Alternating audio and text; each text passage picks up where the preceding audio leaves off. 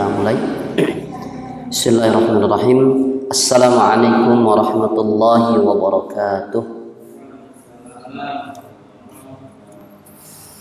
Alhamdulillahilladzi amsayna ala fitratil Islam wa kalimatil ikhlas wa ala dini nabiyyina Muhammad sallallahu alaihi wasallam wa ala millati abina Ibrahim hanifa wa ma kana minal musyrikin.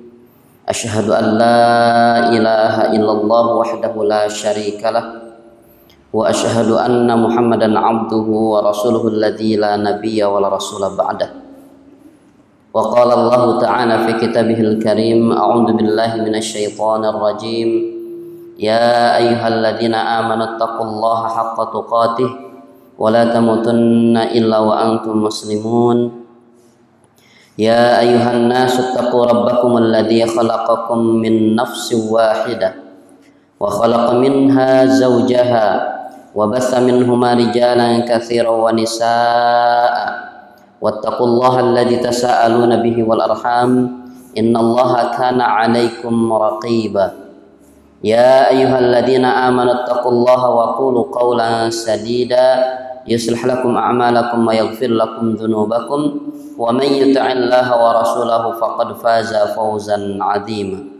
Allahumma salli wa sallim wa barik ala nabiyyina Muhammad wa ala alihi wa ashabihi wa man tabi'ahum bi ihsanin ila yaumiddin. Amma ba'du. Alhamdulillah, puji syukur senantiasa kita panjatkan kehadirat Allah Subhanahu wa taala yang masih melimpahkan karunia dan nikmatnya kepada kita, terlebih nikmat iman dan Islam yang menjadi pendorong anggota tubuh kita atau jiwa kita untuk menghadiri jamuan Allah Subhanahu wa taala, yaitu hadir di majelis ilmu ini. Mudah-mudahan amalan yang kita laksanakan ini diterima oleh Allah Subhanahu wa taala dan mendapatkan ganjaran terbaik. Ditambah lagi yang mesti kita syukuri, kondisi kita alhamdulillah insya Allah menuju ke kondisi normal ya. Ini patut kita syukuri agar betul-betul normal 100% ya. Tapi ternyata ketika kita menghadapi situasi normal ini ada PR yang harus kita hadapi, terutama ya, anak-anak kita, adik-adik kita yang akan sekolah, di mana tempat mereka belajar itu 2 tahun kosong. Otomatis kalau 2 tahun kosong apa? Nah, itu yang harus diwaspadai itu. Jangankan 2 tahun, rumah itu ditinggalkan 1 pekan saja ya, tanpa ada penghuni, dibiarkan kosong begitu, maka jin akan ambil alih ya, rumah tersebut. Apalagi sekolah itu, sekolah yang hanya digunakan beberapa jam saja, selebihnya kan kosong gitu. Sangat rentan sekali untuk ditempati oleh makhluk jin. Makanya yang harus dilakukan itu bagi para pihak sekolah ya, meruqyah dulu ruangan-ruangan kelas yang ada untuk menghindari sesuatu yang tidak diharapkan kepada anak-anak dan adik-adik kita ini. Atau kita sebagai orang tuanya, sebelum anak-anak kita berangkat ke sekolah itu, kita bentengi anak-anak kita bentengi adik-adik kita ini dengan ruqyah mandiri ya. Terutama zikir pagi itu, zikir pagi dibaca, kemudian ditiupkan sebagaimana ketika mau tidur misalkan ya, agar betul-betul Allah lindungi anak-anak kita, Allah lindungi adik-adik kita ini dari gangguan-gangguan jin. Nah, ini PR yang kita hadapin. Selebihnya kita bersyukur kepada Allah Subhanahu wa taala. Insya Allah dalam kondisi normal nanti semuanya akan kembali berjalan seperti biasa. Perekonomian yang selama 2 bulan ini cukup dirasakan oleh masyarakat berat itu mudah-mudahan kembali normal. Salawat dan salam tetap terlimpahkan kepada qudwah kita, suri teladan kita Nabiullah Muhammad sallallahu alaihi wasallam, yang telah memberikan qudwah hasanahnya kepada kita, teladan terbaik kepada kita semua, terutama di dalam bagaimana kita mempraktekkan Islam ini dengan benar sesuai dengan apa yang dikehendaki oleh Allah Subhanahu wa taala, meski menuai kecaman, ya, meski dibenci oleh orang-orang yang tidak suka, tapi karena kesabaran Rasulullah SAW akhirnya berbuah hasil. Begitupun kita ketika berdakwah, kita harus mengikuti Rasulullah SAW. Sabarnya Rasulullah seperti apa itu, kita harus ikuti, ya, setiap tingkah laku beliau, terutama bagi kita yang kemudian senantiasa ikut terlibat dalam dakwah ini. Kaum muslimin yang dirahmati oleh Allah Subhanahu wa taala, insyaallah kita akan kembali melanjutkan bahsul kitab, ya, pembahasan kitab Al-Kabair. Terakhir katanya tadi bulan April, ya, terakhir April, Mei, Juni, Juli, Agustus, 4 bulan yang lalu, ya. Tapi mudah-mudahan, ya, materi 4 bulan yang lalu sering diulang-ulang, sering dimurajaah, karena sayang kalau kemudian kita belajar tiba-tiba lupa lagi. Kalau kita sudah belajar kemudian lupa akan ilmu yang kita pelajari, kata Imam Syafi'i, sesungguhnya kita sedang tertimpa musibah. Afatul ilmi an-nisyan, kata Imam Syafi'i rahimahullah. Bencana ilmu adalah lupa. Jadi ketika lupa terhadap ilmu, sejatinya kita sedang terkena bencana. Makanya memang tuntutan dari ilmu itu diulang-ulang, dimurajaah, agar tidak lupa lagi. Baik, sedikit kita ulas, ya, kenapa kita kemudian mengkaji kitab ini. Ya, Imam Az-Zahabi menyusun kitab ini termotivasi dengan ayat Allah Subhanahu wa taala, termotivasi dengan janji Allah Subhanahu wa taala agar kita mendapatkan surga Allah Subhanahu wa taala, agar kita diampuni dosa-dosa kecil kita tanpa adanya tebusan. Dosa-dosa yang kita lakukan, ya, ada dosa kecil, ada dosa besar, ya. Dosa besar itu dosa yang disebutkan oleh Allah dan Rasulnya diikuti dengan ancaman, itu dosa besar. Adapun dosa kecil, dosanya disebutkan tapi tidak diikuti dengan ancaman, itu dosa kecil. Sekecil apapun dosa akan dihisab oleh Allah Subhanahu wa taala, ya. Apalagi kalau dosa yang kita lakukan itu terbawa sampai akhirat nanti, nah, itu lebih mengerikan lagi. Hisab di dunia dengan hisab di akhirat itu lebih berat, hisab di akhirat. Maka oleh karenanya perbanyak kita taubat, perbanyak kemudian kita istighfar agar dosa-dosa yang kita lakukan ini Allah hisab, Allah tutupi, Allah bersihkan, ya, semenjak kita di dunia ini.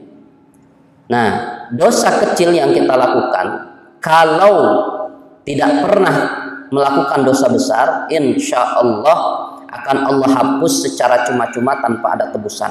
Maksud tebusan apa? Maksud tebusan itu kalau kita pernah melakukan dosa kecil dan di sisi lain kita pernah melakukan dosa besar, maka dosa kecil itu tidak cuma-cuma terhapusnya dari diri kita, tapi dia mesti ada tebusannya. Apa tebusannya? Berupa sakit yang diderita, yang kedua musibah yang menimpa, yang ketiga kesulitan hidup. Jadi kalau kita mendapatkan rasa sakit, mendapatkan musibah, atau mendapatkan kesulitan dalam hidup itu, husnudzonlah kepada Allah bahwa itu proses pembersihan, proses pensucian diri kita dari dosa-dosa kecil yang pernah kita lakukan.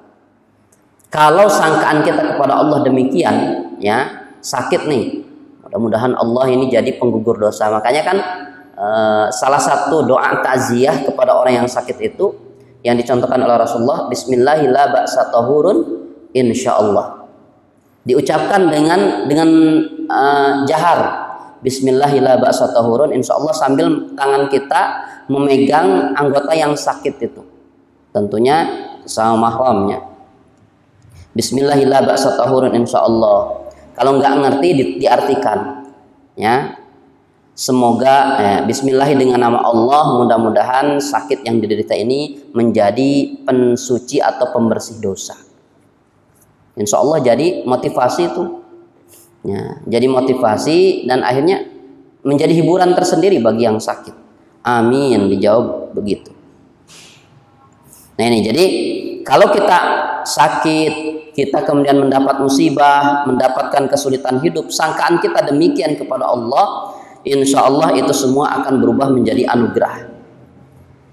Ya, akan berubah menjadi anugerah dan kita tidak akan stres, tidak akan putus asa menghadapinya itu. Sebagaimana sahabat Rasulullah yang paling terakhir meninggal dalam sebuah riwayat itu, Abu Kilabah. Ya, dia hidup di sebatang kara di tengah padang pasir tanpa anggota keluarga karena meninggal semuanya. Kemudian hidup di dalam tenda yang lusuh, jelek. Ya, kalau hujan kehujanan, kalau panas panasan. Ya.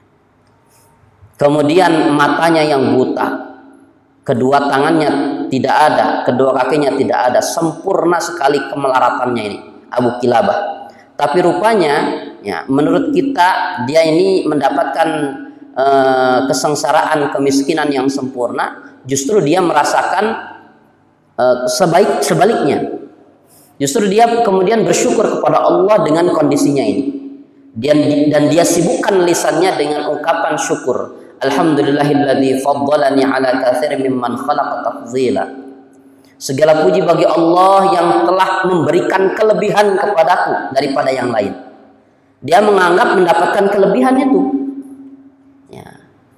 Kenapa kok menurut kita itu merupakan sebuah kekurangan, tapi dia justru malah memandangnya sebagai sebuah kelebihan. Makanya ketika ada dua orang yang singgah di sana, niat awal ingin meminta air, ya, dan ketika berhenti di sana, dua musafir ini mendengar ungkapan syukur tadi, alhamdulillahilladzi faddalani ala katsirin mimman khalaqa tafdila. Dua musafir ini senang, alhamdulillah kita berhenti di tempat yang pas. Kenapa? Kita bertemu dengan orang yang baru mendapatkan rezeki dari Allah. Ya, maksudnya mau minta air. Tapi ternyata ketika masuk ke dalam tenda tersebut, ya, dua orang ini tidak mendapatkan orang yang sedang mendapatkan rezeki, justru mendapatkan orang yang sempurna sekali kemelaratannya. Ya. Sampai kemudian dua orang ini konfirmasi kepada Abu Kilabah ini, wahai Syekh, wahai Tuan, kenapa Anda bersyukur selalu dengan kondisi seperti ini? Ya. Maka Abu Kilabah mengatakan, kalian lihat aku sebagai orang yang kekurangan, yang miskin? Tidak, padahal aku menganggapnya ini sebagai sebuah kelebihan dari Allah Subhanahu wa taala. Makin heran itu, apa kelebihannya? Kata Abu Kilabah, beliau mengatakan, Allah mencabut kesempatanku untuk bermaksiat. Nah, ini anugerah besar ini. Jadi Allah mengambil kesempatan bermaksiatnya ini. Ya, Allah ambil seluruh keluargaku, Allah ambil seluruh hartaku, Allah ambil mataku, kedua tanganku, kedua kakiku, supaya aku tidak bermaksiat dengan itu semua. Di mana banyak orang kemudian bermaksiat dengan hartanya, bermaksiat dengan keluarganya, bermaksiat dengan mata, kedua tangan dan kedua kakinya. Aku tidak mendapatkan itu. Aku tidak mendapatkan kesempatan untuk bermaksiat. Ini kelebihanku itu. Masya Allah. Ya. Makanya kemudian akhirnya dua orang tadi itu tidak lantas pergi. Dia meminta nasihat terus kepada Abu Kilabah. Dan rupanya setelah diketahui dia adalah Abu Kilabah, ternyata seorang ulama yang sudah lama dicari-cari. Ya, hilang di peredaran. Kemana itu? Ya, rupanya dia mengasingkan diri di tengah padang pasir itu. Khawatir apa? Khawatir dia menjadi beban bagi orang lain. Masya Allah. Begitu zuhudnya, ya, Abu Kilabah. Nah, maka kita pun harus memperbaiki sangkaan kita ketika kita sakit, ketika kita mendapatkan musibah, ketika kita mendapatkan kesulitan hidup. Insya Allah itu adalah merupakan proses pembersihan dan pensucian dosa-dosa yang pernah kita lakukan. Nah ini, tapi catatannya tadi, ya, ketika kita pernah melakukan dosa besar. Kalau kita tidak pernah melakukan dosa besar, insya Allah Allah akan hapus dosa-dosa kecil itu tanpa harus ada tebusan itu.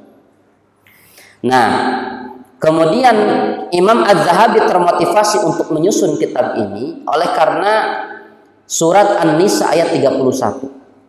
Allah berfirman, a'udzubillahi minasyaitonir rajim. In tajtanibu kaba'ira ma tunhauna 'anhu nukaffir 'ankum sayyi'atikum wa nudkhilkum mudkhalan karima. Kata Allah Subhanahu wa taala, jika sekiranya kalian menjauhi dosa-dosa besar yang aku larang mengerjakannya, kata Allah, ya, nukaffir ankum sayyi'atikum. Ini jaminan Allah, janji Allah. Kami akan bersihkan, kami akan hapuskan, dan kami akan ampuni dosa-dosa selainnya. Maksud dosa selainnya, dosa selain dosa besar. Berarti dosa kecil itu diampuni secara cuma-cuma oleh Allah Subhanahu wa taala. Wa nudkhilkum mudkhalan karima, dan kami akan masukkan kalian, kata Allah, mudkhalan karima, ke dalam tempat masuk yang mulia. Para ulama menjelaskan apa tempat masuk yang mulia adalah jannah, surga Allah Subhanahu wa taala. Jadi kalau kita ingin mencari jalan pintas menuju surga Allah, nah ini jalan pintasnya. Ya. Fahami kitab ini, ya, kenali dosa-dosa besar ini yang jumlahnya ada 70. Ya, dalam kitab yang lain 70 lebih. Tapi Imam Az-Zahabi, ya, mengumpulkan ada sekitar 70 dosa besar. Ya, yang 70 dosa besar ini kita jauhi, jangan ada satupun, ya, dari dosa besar itu kita lakukan. Insya Allah ini menjadi jaminan kita untuk masuk ke dalam surga Allah Subhanahu wa ta'ala. Baik, nah, 70 dosa besar itu sudah kita bahas, ya, beberapa bulan ke belakang itu. Insya Allah pada kesempatan kali ini kita akan membahas dosa besar, yaitu mengungkit-ungkit pemberian. Mengungkit-ungkit pemberian. Memberi sesuatu kepada orang lain, tentunya yang bermanfaat, itu amal soleh. Berinfak, bersedekah itu amal soleh besar. Bahkan orang yang sudah meninggal itu senantiasa berangan-angan, berharap agar dikembalikan lagi hidup, ya, di dunia. Kemudian apa yang akan mereka lakukan? Mereka akan bersedekah. Ya. Orang yang sudah meninggal itu berharap-harap dan berangan-angan dikembalikan lagi ke dunia, hidup sesaat saja. Untuk apa? Untuk bersedekah. Ya. Itu yang diharapkan oleh mereka-mereka yang sudah meninggal. Kemudian juga, ya, memberi atau infak, sedekah, segala sesuatu amalan yang prosesnya memberi sesuatu milik kita kepada orang lain, baik infak, sedekah, zakat, hibah, wakaf, ya, hadiah, itu semuanya pemberian, kan? Ya, pemberian kepada orang lain. Itu merupakan amalan yang menjadi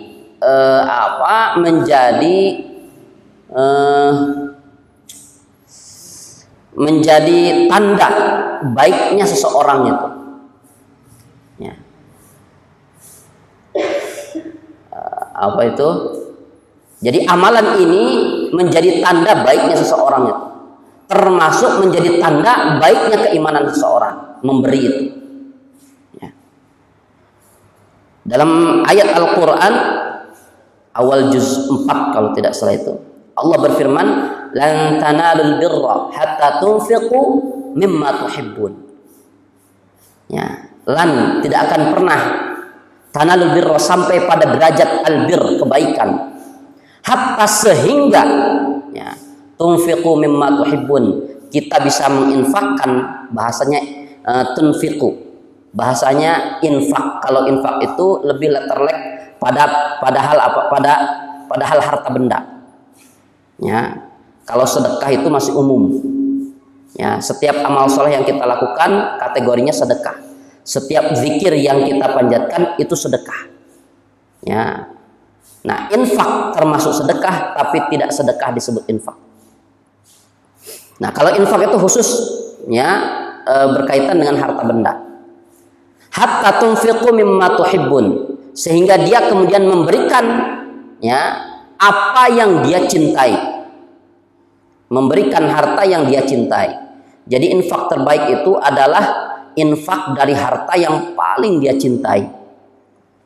Ya. Tapi rata-rata infak gimana coba? Ya, infak rata-rata uang sisa, nominal terkecil kan ya. Kemudian apa? Ya, yang nggak terlalu dibutuhkan gitu ya, uang sisa gitu. Padahal kata Allah, justru orang itu dikatakan baik imannya, baik akhlaknya, ketika apa? Menginfakkan sesuatu yang paling dia cintai. Dan para sahabat telah melakukan hal ini. Abu Bakar As-Siddiq disebut As-Siddiq. Ya, disebut As-Siddiq itu apa? Karena totalitas imannya kepada Allah, kemudian prakteknya dia. Ya, dia datang kepada Rasulullah sebelum waktu sholat tahajud. Ya Rasulullah, anfaqtu malan kullah.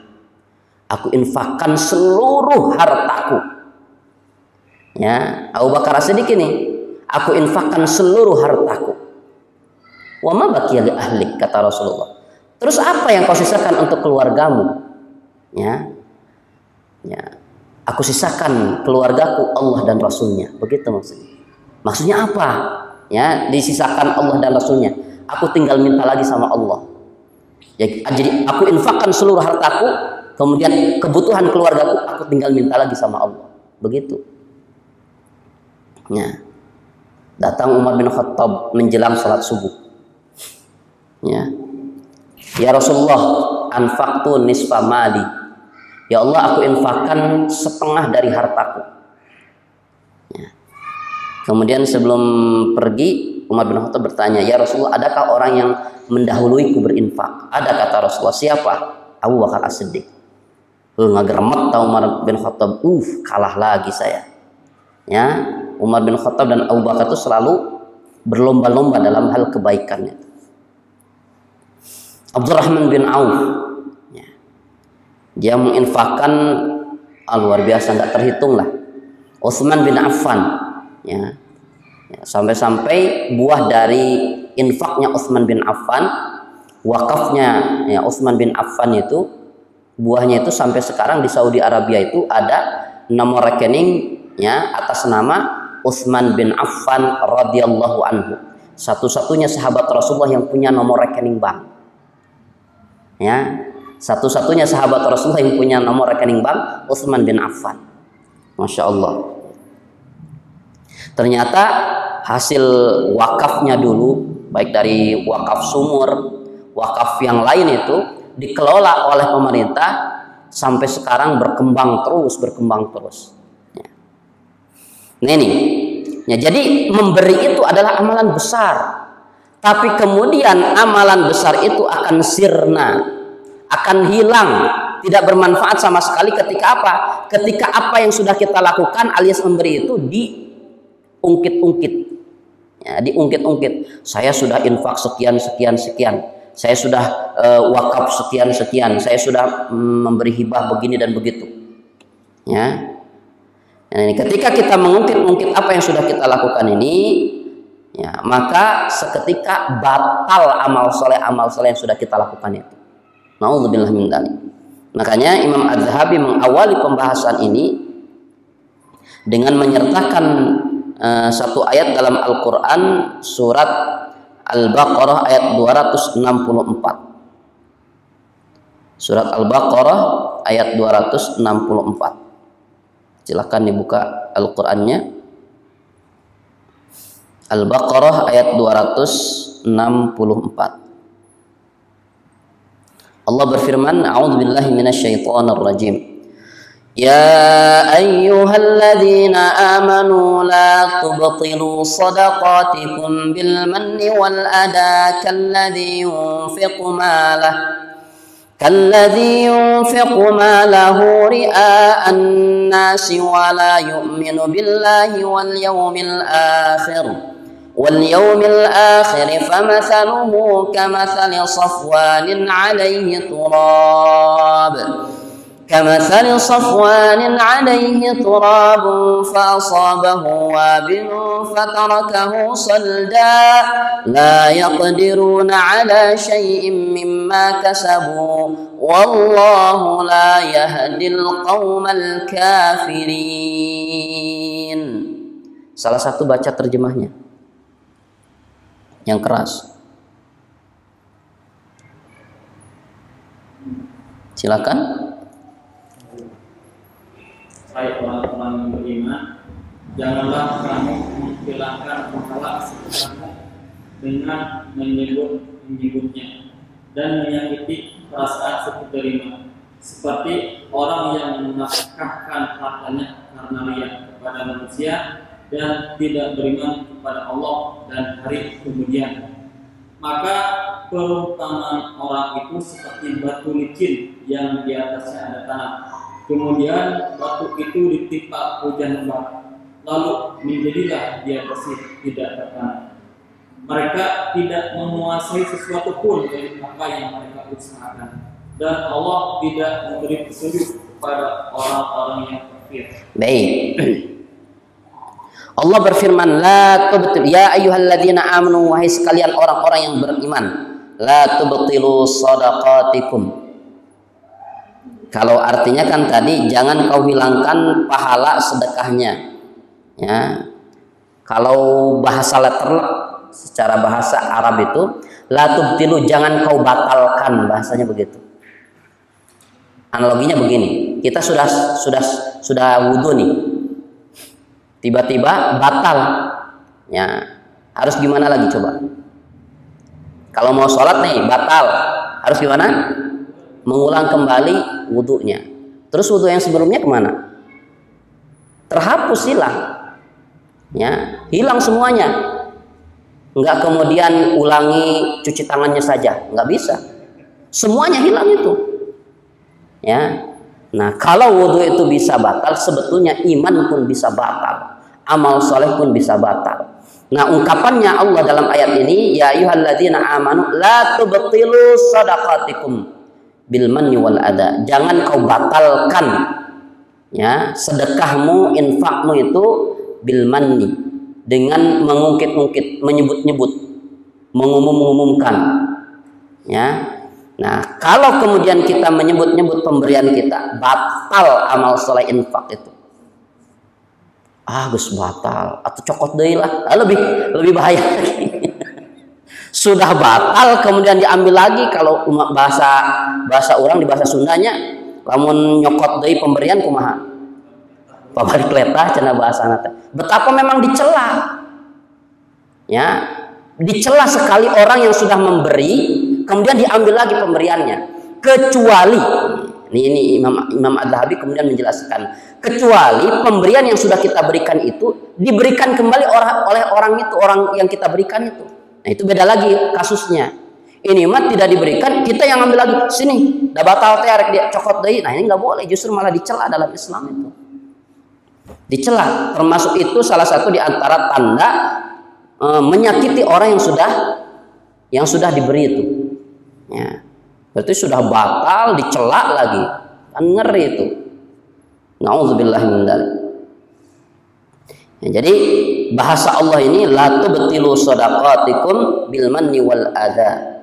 Jangan kau batalkan infak sedekahmu. Kalau Allah menyebutkan sedekah berarti infak, zakat termasuk. Ya, termasuk ini karena sedekah itu lebih umum. Ya. Bahkan termasuk amal soleh. Amal soleh yang lain yang sifatnya amaliyah badaniyah misalkan ya, salat.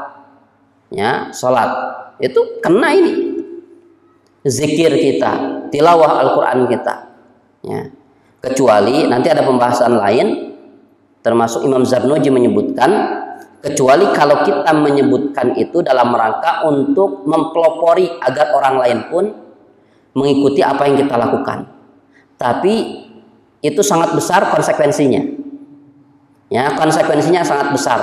Kalaupun kita niatnya baik seperti tadi, mempelopori supaya banyak orang mengikuti apa yang dilakukannya ini, hawa nafsu dan setan kita tidak akan diam kita melakukan hal itu. akan senantiasa menimbulkan dalam hati kita, tuh orang mah jadi pelopornya, sahaheula orang, kan begitu. Hawa nafsu dan setan itu akan terus ngojok-ngojok kita agar apa? Satu, ria. Kemudian apa? Ujub. Kemudian sum'ah. Ya, ria, ingin dilihat oleh orang lain. Ya, ujub, takjub dengan diri sendiri. Pelopor ya. Nah, begitu ya. Sahaheula atunya. Nah, itu hati-hati itu. Sehingga apa? Niat yang tadinya baik akhirnya apa? Sirna juga. Nauzubillahi min dzalik. Makanya lebih baik, lebih aman itu karena kita tidak bisa menjamin kita ini bisa ikhlas, bisa ikhlas terus gitu ya. Makanya lebih baik apa yang kita lakukan, pemberian apapun yang kita berikan, lebih baik kita rahasiakan. Biar saja Allah yang tahu, itu biar Allah saja. Orang lain nggak perlu tahu. Makanya ada cicitnya Rasulullah SAW, cucunya Ali bin Abi Thalib radhiyallahu anhu. Dalam satu riwayat katanya ini Ali bin Zainal Abidin. Ya, Ali bin Zainal Abidin.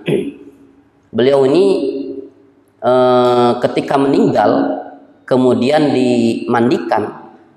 Tim yang memandikan beliau ini terkaget-kaget kenapa pundaknya ada warna hitam.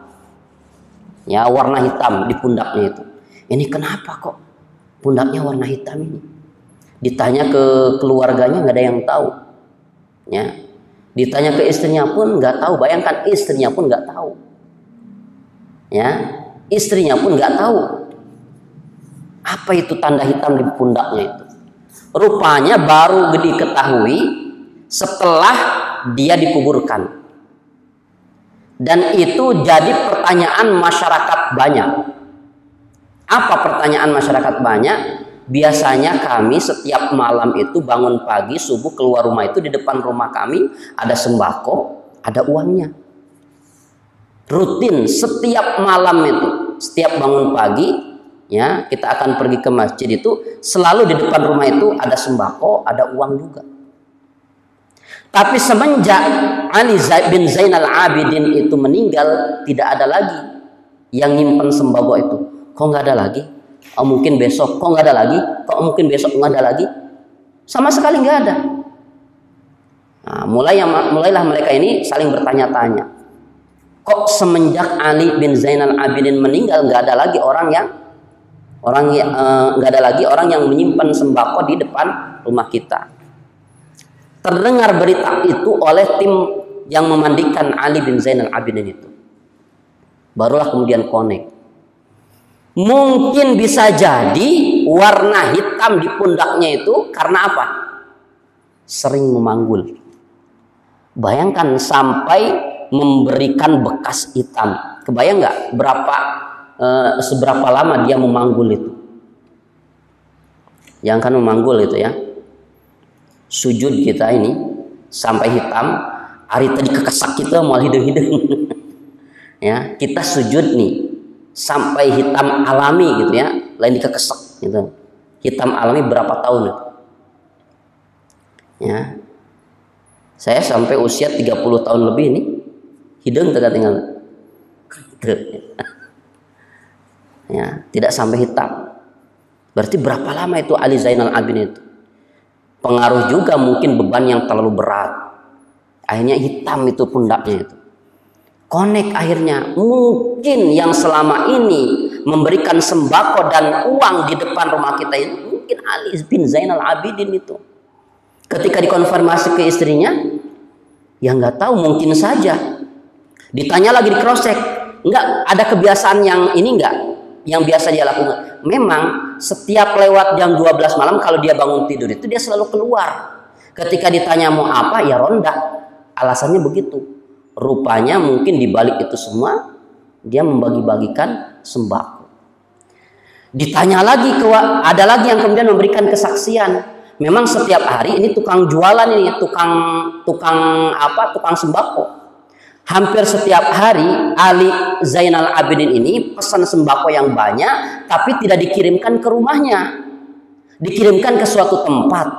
Setiap hari itu belanjanya banyak. Ketika saya tanya, ya ini mau ada hajatan ya? Enggak. Ini ada pesanan saja yang lain. Ya. Dikiranya Ali Zainal Abidin untuk dagang lagi, rupanya untuk dibagi-bagi. Masya Allah. Ya. Istrinya saja sampai nggak tahu. Sampai nggak tahu amal solehnya yang dilakukan oleh Ali Zainal Abidin.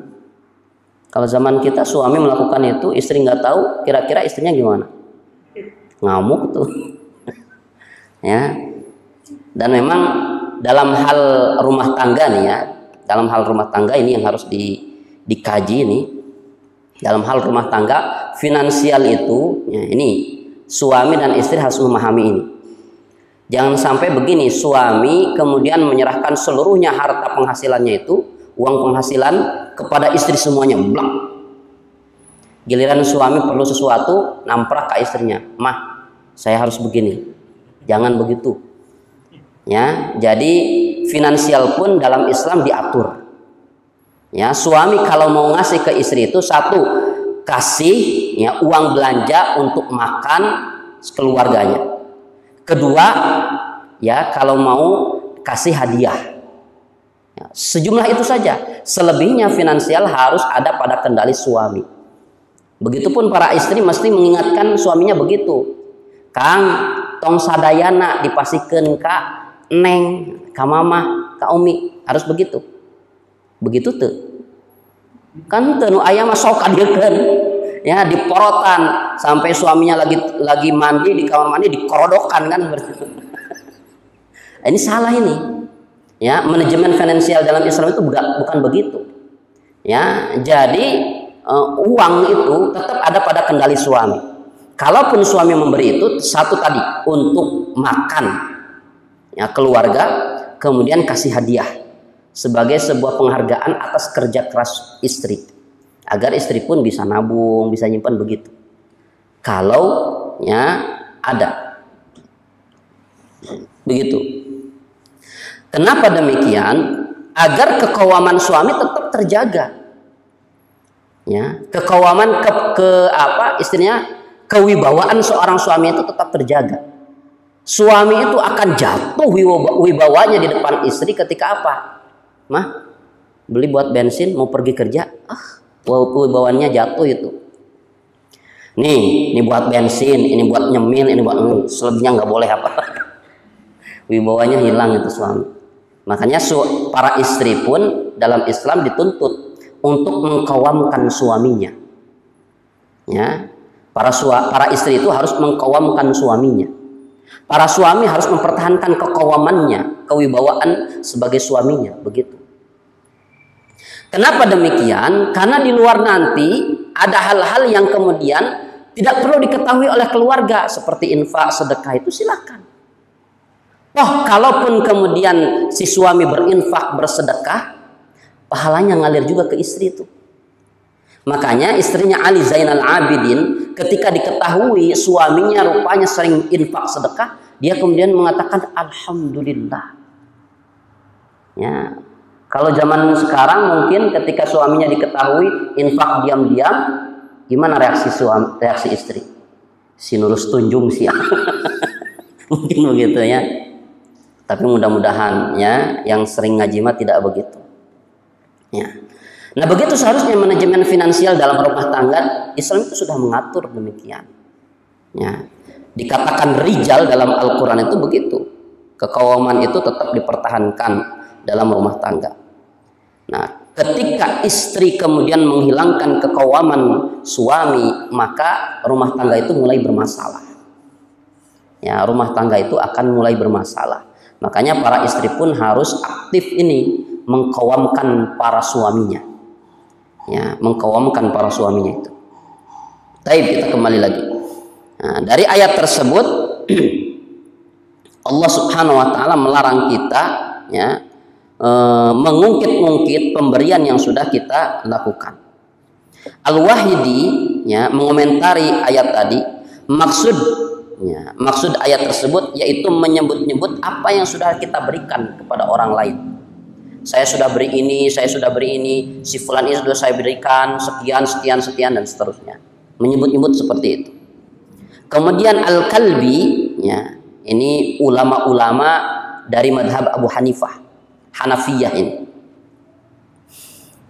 Beliau mengatakan menyebut-nyebut sedekahnya kepada Allah dan menyakiti perasaan orang yang menerimanya. Menyebut-nyebut sedekahnya kepada Allah dan menyakiti perasaan orang yang menerimanya. Sebetulnya kalau menyebut-nyebut sedekah kita di hadapan Allah nggak jadi masalah. Ya, cuma yang jadi masalah ketika menyakiti orang yang menerimanya, itu menjadi masalah akhirnya. Bahkan ya, kalau kita jadikan infak sedekah kita yang ikhlas itu sebagai apa? Sebagai wasilah doa kita, itu masyru', betul-betul disunnahkan. Ya, bertawasul dengan amal soleh yang kita lakukan yang betul-betul ikhlas karena Allah, itu bisa. Sebagaimana Rasulullah pernah bercerita tentang 3 orang yang terjebak dalam guha. Ya, orang yang terjebak dalam guha kemudian tertutup oleh batu besar. Rasulullah menceritakan ini kaitan dengan tawasul dengan doa dan amal soleh. Maka kemudian satu persatu orang tadi itu berdoa kepada Allah, bertawasul melalui amal soleh mereka masing-masing. Ya, yang pertama bertawasul dengan birrul walidainnya. Ya, dan akhirnya batu pun bergeser, tapi belum memungkinkan mereka keluar dari gua tersebut. Kemudian yang kedua bertawasul dengan apa? Dengan mengembangkan harta orang lain, termasuk di sana ada infak sedekah beliau ini. Ya, akhirnya terbuka lagi juga. Orang yang ketiga kemudian bertawasul dengan amal solehnya, yaitu meninggalkan perbuatan zina yang sudah hampir dia lakukan. Ditinggalkan oleh karena takut kepada Allah Subhanahu wa taala. Akhirnya terbuka mulut gua tersebut sehingga mereka semua bisa keluar dengan bebas. Nah ini ya, jadi kalau menyebut-nyebutkannya di hadapan Allah tanpa diketahui oleh orang lain sebetulnya nggak apa-apa, nggak jadi masalah. Bahkan dijadikan sebagai wasilah doa kita, itu insya Allah ya, doa kita akan dikabulkan oleh Allah Subhanahu wa taala. Nah, yang jadi masalah itu ketika menyakiti perasaan orang yang menerima pemberian kita ini. Kemudian Imam Az-Zahabi ya, melanjutkan dengan salah satu hadis Rasulullah SAW. Rasulullah mengatakan, "Salasatun la yukallimuhumullahu yaumal qiyamati wa la yanzuru ilaihim wa la yuzakkihim. Al-musbilu wal mannanu wal munaffiqu sil'atahu bil halfil kadib." Kata Rasulullah SAW, ada 3 golongan orang yang tidak akan diajak bicara oleh Allah pada hari kiamat. Pada hari kiamat itu maksudnya bukan ketika terjadi goncangannya, itu bukan. Kalau Allah dan Rasulnya berbicara tentang hari kiamat itu paket proses. Ya, paket proses itu maksudnya apa? Dari mulai ditiupkannya sangkakala, kemudian hancur leburnya alam semesta ini, sampai kemudian dibangkitkan lagi nanti di padang mahsyar, sampai kemudian dihisab di mahkamah Allah, sampai kemudian jatuh sebuah ketetapan, apakah dia di surga, apakah dia di neraka. Nah, itu satu paket proses itu disebut yaumil qiyamah. Nah, jadi yang dimaksud di sini Allah tidak akan mengajak bicara pada hari kiamat. Maksudnya apa? Ketika di mahkamah pengadilan Allah Subhanahu wa taala, Allah nggak mau ngajak bicara orang ini. Siapa saja 3 golongan yang tidak akan diajak bicara oleh Allah, bahkan wala yanzuru ilaihim, tidak akan dilihat orang tersebut. Bayangkan, padahal ketika di padang mahsyar itu, ketika kita dikumpulkan, ketika kita sedang akan diadili ini, kita sangat butuh perhatian Allah Subhanahu wa taala. Kita sangat butuh maha kasihnya Allah Subhanahu wa taala. Sangat kita butuhkan itu. Tapi kemudian Allah tidak akan melihat dan tidak akan mengajak bicara kepada orang-orang ini. Siapa saja mereka? Ya, bahkan bukan sekedar tidak melihat, wala yuzakkihim, tidak akan membersihkan jiwanya, tidak akan membersihkan dari dosa-dosanya. Siapa? Yang pertama, al-musbilu. Ya. Al-musbilu adalah orang yang mengulurkan kainnya. Yang dimaksud mengulurkan kainnya ini apa? Ya, al-musbilu izarahu, kemudian orang yang menjulurkan kainnya sehingga menutup mata kaki. Ini peringatan bagi kaum laki-laki. Karena kalau bagi kaum perempuan, kaum akhwat justru disunnahkannya apa? Harus menutup. matanya, mata kakinya, sampai kemudian jilbab yang menyapu jalanan yang beliau lalui itu menjadi amal soleh tersendiri. Ada satu hadis, ini kaitannya dengan apa? Dengan para ulama biasa menyimpan hadis-hadis ini tentang keutamaan jihad fisabilillah. Tentang apa? Tentang debu yang menempel dalam pakaian kita. Debu yang menempel di pakaian kita ini akan menjadi pemberat timbangan kebaikan kita. Nah, termasuk kaitannya kaum wanita yang kemudian menjulurkan jilbabnya sampai menutup mata kakinya, bahkan sampai menggerus jalannya ini. Tiap debu yang menempel ke jilbabnya itu insya Allah jadi penambah berat, penambah bobot kebaikan kita nanti. Masya Allah, ya, begitu. Dan pahala itu tidak akan didapatkan bagi mereka kaum wanita yang tidak menutup auratnya. Makanya kaum wanita yang menggunakan jilbab itu, ingat nih, tiap detik yang berlalu kalian menggunakan jilbab, pahala semua itu. Tiap detik berlalu itu hitungannya detik loh. Hitungannya detik itu pahalanya itu. Ya, mau dihitung-hitung silakan. Ya, berapa detik kita kemudian melalui hari ini selama berjilbab itu. Melimpah pahala. Ya, seperti itu. Nah, jadi kaitannya yang dimaksud di sini orang yang menjulurkan kainnya menutup mata kaki, ini peringatan bagi laki-laki sebetulnya, kaum laki-laki. Ya. Pernah ada yang kemudian mengomentari tentang ini, ya, mengomentari tentang menutup mata kaki alias musbil itu, orang yang menutup mata kaki. Ya. Ada yang mengomentari katanya musbil yang disertai dengan kesombongan. Tapi kemudian ada ulama yang menjelaskan justru musbil itu, ya, isbal itu salah satu tanda kesombongan. Ya, alias menutup mata kaki itu salah satu di antara tanda kesombongan. Ya, ala kulli hal, sombong nggak boleh, kemudian kita antisipasi dari sifat-sifat sombong itu harus kita lakukan. Sekali lagi, sombongnya tidak boleh, tapi kita harus mengantisipasi dari sifat-sifat, dari tanda-tanda kesombongan. Alias apa? Lebih baik tidak isbal daripada isbal. Kenapa? Konsekuensinya besar. Kalaupun misalkan kita tidak sombong, tanda kesombongan itu ada. Ya, saya dulu memang sempat begitu, sempat mengambil pendapat, ya, yang penting kan nggak sombong begitu. Ya, akhirnya ya seperti itu. Tapi kemudian beriring dengan waktu kita kemudian belajar lagi. Oh betul, ternyata apa sulitnya sih kita kemudian tidak isbal itu. Ya, diangkat sedikit kain kita ini supaya tidak menutup mata kaki. Ya, keutamanya apa? Keutamanya satu, kita akan lebih yakin kalau pakaian kita ini tidak terkena najis di jalanan itu. Coba kalau kemudian kita isbal itu, ya, sampai kemudian kena jalanan, kita nggak tahu tuh jalanan itu ada najis atau tidak itu. Ya, kita tidak bisa menjamin. Tapi yang isbal insya Allah terjamin itu, ya, tidak kena jalanan itu. Ya, seperti itu. Jadi kalau mengambil jalan amannya, ya lebih baik tidak isbal, tidak menutup mata kaki. Kemudian ada juga yang mengomentari ini ungkapannya izar. Ya, jadi diletterkan pada bahasa. Izar itu berupa sarung. Jadi sarung saja. Padahal yang dimaksud izar itu dasarnya itu, dasar dari pakaian kan kain. Ya, dasar dari celana kain. Kenapa kemudian Rasulullah hanya menggunakan izar? Jadi disebutkan dari dasarnya saja. Ya, bahan celana itu kan kain juga itu. Ya. Jadi bukan, memang dalam bahasa Arab arti izar itu sarung. Sarung yang kita tahu, sarung yang seperti itu, ya. Itu. Tapi yang dimaksud makna ini tidak menutup mata kaki, betul-betul tidak menutup mata kaki. Nah, ini peringatan ini hanya untuk laki-laki. Kalau perempuan justru harus dijulurkan, mata kaki pun harus tertutup. Ini yang pertama.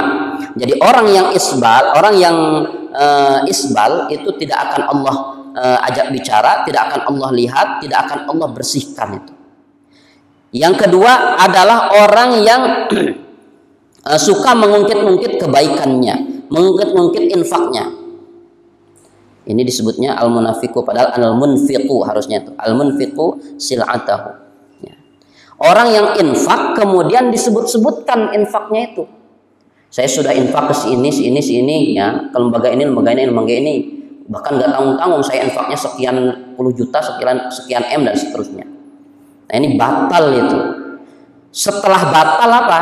Infaknya batal, sedekahnya batal, Allah tidak lihat, Allah tidak ajak bicara, Allah tidak bersihkan itu. Ngeri sekali nih. Maka kemudian ya, mengungkit-ungkit pemberian itu dikategorikan dosa besar karena sebab ini. Ya.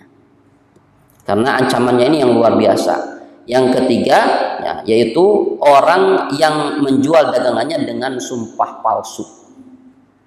Ya, orang yang menjual dagangannya dengan sumpah palsu. Nah, ini peringatan bagi mereka yang sibuk dengan jual beli. Bagi seorang muslim itu jual beli bukan sekedar untung rugi. Jual beli bagi seorang muslim itu ya kaitannya adalah tentang surga dan neraka. Kenapa? Kalau kita asal jual beli tanpa memperhatikan rambu-rambu aturannya dalam Islam, hati-hati, jual beli itu bisa jadi jalan ke neraka. Na'udzubillah min dzalik. Ya, sebaliknya seorang muslim yang kemudian memperhatikan aturan rambu-rambu dalam Islam, jual belinya insya Allah akan menjadi jalan dia ke surga. Makanya kalau jual beli harus tahu dulu fikihnya, fikih jual beli, supaya tidak menjadi jalan ke neraka. Sebaliknya justru kita menjadi jual beli kita ini menjadi ladang amal soleh kita ke surga. Nah, termasuk ini. Oke lah, fikihnya mungkin terkuasai fikih jual belinya. Cuma banyak yang terjebak dalam hal memprioritaskan. Banyak orang yang jual beli tapi kemudian dia mengalahkan prioritas sholatnya. Mengalahkan prioritas sholatnya. Padahal sebesar apapun satu amalan, kalau sudah dihadapkan dengan waktu sholat, semuanya menjadi turun prioritasnya. Prioritas utamanya apa? Sholat. Makanya dikatakan rijal, dikatakan laki-laki dalam surat An-Nur itu. Rijalul la tulhihim tijaratun wala bai'un an dzikrillah. Seorang laki-laki dikatakan laki-laki ketika dia tidak dilalaikan dengan jual beli dan usahanya. Berarti kalau ada seseorang yang kemudian sholatnya terlalaikan dengan jual beli atau dengan bisnisnya, tidak dikategorikan rijal. Bahkan ada satu istilah dalam Islam itu, ada rijal, ada rajlah. Rijalun, rajlatun. Rajlatun itu perempuan yang kelaki-lakian. Ya, perempuan yang kelaki-lakian. Berarti kalau ada seorang laki-laki yang kemudian terlalaikan sholatnya dengan bisnisnya, dengan jual belinya, ya dia tidak pantas disebut rijal, tidak pantas disebut laki-laki. Nah, makanya ya para istri harus melaki-lakikan suaminya. Dengan cara apa? Dengan cara mengingatkan, ya, Kang, Pak, Mas, Bi, ya, kalau datang waktu sholat dulu ya, begitu. Seperti Khansa, sahabiah Rasulullah SAW, ya, yang ketika kemudian suaminya akan pergi berdagang, pergi berjual beli itu, ya, pesan yang disampaikan oleh istrinya itu, ya, apa? Mas, jangan lupa aturan Allah Subhanahu Wa Taala. Ya, jangan lupa aturan Allah Subhanahu Wa Taala. Saya tidak butuh harta banyak, tapi saya hanya butuh harta yang halal dan thayyib. Begitu pesannya. Ya. Jadi pesannya jangan begini, Kang, balik kudu mawa duit loba. Jangan begitu saja. Peringatkan juga, ya, kalau datang waktu sholat dulu. Ya, jangan bawa harta kecuali yang jelas-jelas halal dan thayyib, begitu. Nah, ini jadi 3 golongan yang tidak akan Allah lihat, tidak akan Allah ajak bicara, tidak akan Allah bersihkan itu dari dosa-dosanya. Yang pertama tadi musbil, orang yang selalu menjulurkan kainnya menutup mata kaki. Yang kedua adalah orang yang selalu mengungkit-ungkit pemberian. Yang ketiga orang yang senantiasa bersumpah palsu dalam jual belinya. Iya asli demi Allah, kan gitu. Lekoh demi Allah nate. Pas ditawar, ya, tiasa kirang tuh tidituna terus tetiasa. Dusta semua itu, naudzubillah min dzalik. Hati-hati itu. Kemudian, nah ini ada tambahan komentar dari Imam Az-Zahabi. Beliau melanjutkan dengan hadis kaitannya dengan tadi orang yang menutup mata kakinya dengan kain. Beliau menyampaikan satu hadis, ma asfala minal ka'baini minal izari fahuwa finnar. Ya, kata Rasulullah SAW, kain yang menjulur melebihi mata kaki, pemakainya akan masuk neraka. Ngeri kan ya? Meskipun ingat ya, meskipun ada apa yang berpendapat itu kalau ada sombongnya, tapi dalam hadis ini tidak ada syarat sombongnya. Hadis ini menyatakan ma'asfala minal ka'bain minal izari fahuwa finnar. Di sini tidak disebutkan kategori sombongnya. Yang penting dia kemudian menjulurkan kainnya menutup mata kaki, diancam dengan finnar. Tentunya bagi mereka yang sudah tahu tapi tetap melanggar. Kalau yang tidak tahu mah belum kena ancaman ini. Makanya ketika melihat orang lain misalkan yang isbal, jangan langsung diponis. Tuh, ahli neraka, jangan. Ya kita husnudzon, belum tahu. Ya, belum tahu.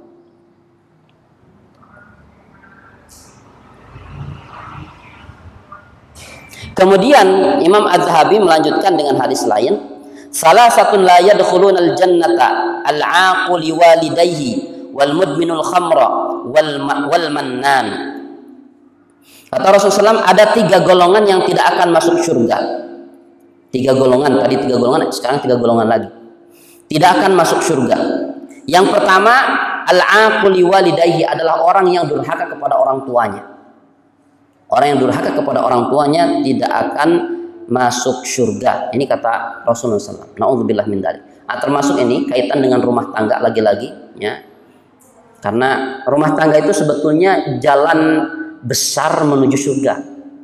Tapi kemudian tidak sedikit orang yang kemudian salah memanage rumah tangga sehingga akhirnya menjadi jalan ke neraka. Rumah tangga ini, suami dan istri, ya, tuntutannya memang harus tahu hak dan kewajibannya. Sebagai seorang suami dulu, ya, suami itu menanggung, ya, tanggung jawab istri dan anak-anaknya. Makanya kan dalam bahasa Sunda itu saya dapatkan dari kiai ini, minantu itu katanya kepanjangan. Minantu itu mimiti narima tugas. Minantu teh mimiti narima tugas. Tugas apa? Tugas dari mertua. Mertua teh naon bahasa Sundana? Mitoha, ya, mitoha. Jadi istri itu sebelumnya kan ditanggung jawabi oleh orang tuanya. Ketika akad itu jadi tanggung jawab mertua kepada istri itu lepas pindah ke suami. Ya, makanya minantu itu tadi mimiti narima tugas tanggung jawab tadi.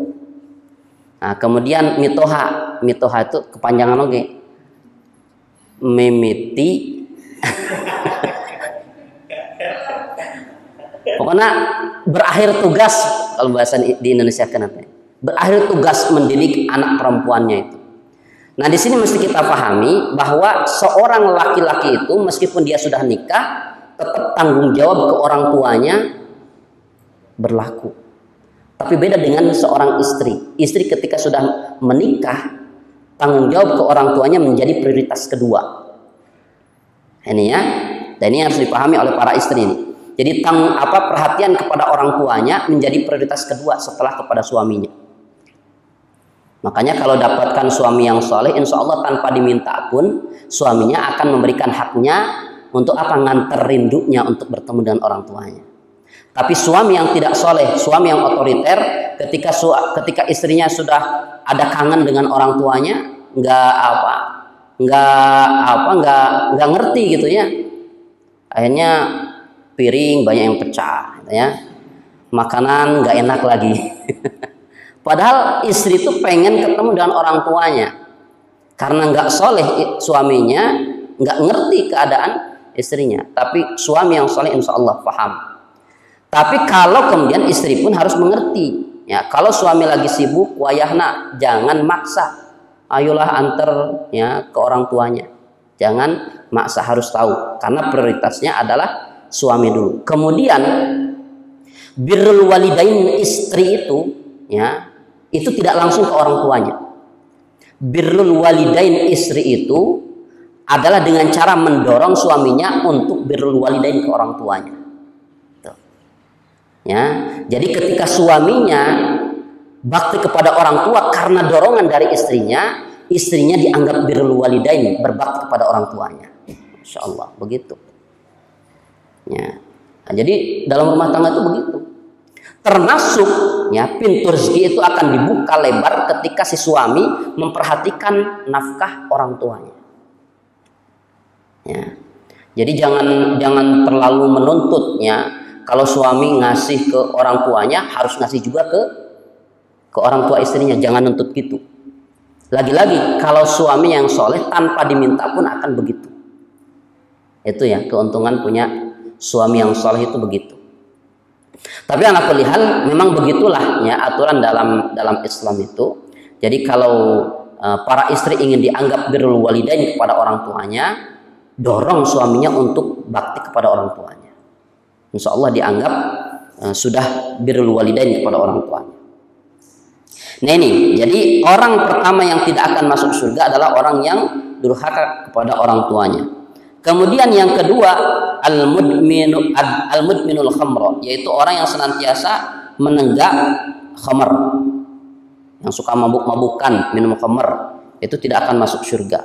Bahkan Umar bin Khattab itu enggan untuk menyolatkan orang yang mati karena tadi ya, karena khamrnya itu. Lagi ngehomer mati. Homer itu umum ya maknanya, bisa berupa cairan, bisa berupa pel, bisa berupa apalah. Yang penting kemudian menjadikan kesadarannya hilang. Ya. Mati karena itu Umar bin Khattab nggak mau ikut menyolatkan.